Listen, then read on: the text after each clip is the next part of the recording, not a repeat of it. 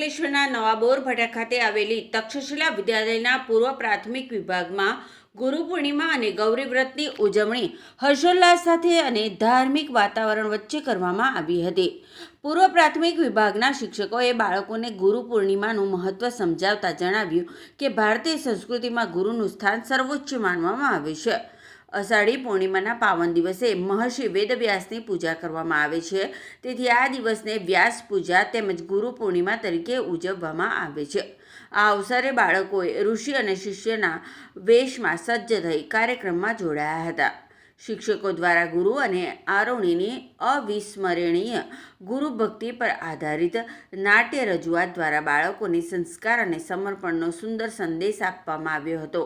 ગૌરી વ્રત નિમિત્તે વેશભૂષા, મહેંદી અને હેરસ્ટાઇલ સ્પર્ધાનું આયોજન કરવામાં આવ્યું હતું. બાળકો દ્વારા ગોરમાની ટોપીની પૂજા કરવામાં આવી હતી. વિવિધ સ્પર્ધાઓમાં શ્રેષ્ઠ પ્રદર્શન કરનાર પ્રથમ, દ્વિતીય અને તૃતીય ક્રમે આવેલા બાળકોને પ્રમાણપત્રો અર્પણ કરી પ્રોત્સાહિત કરવામાં આવ્યા હતા.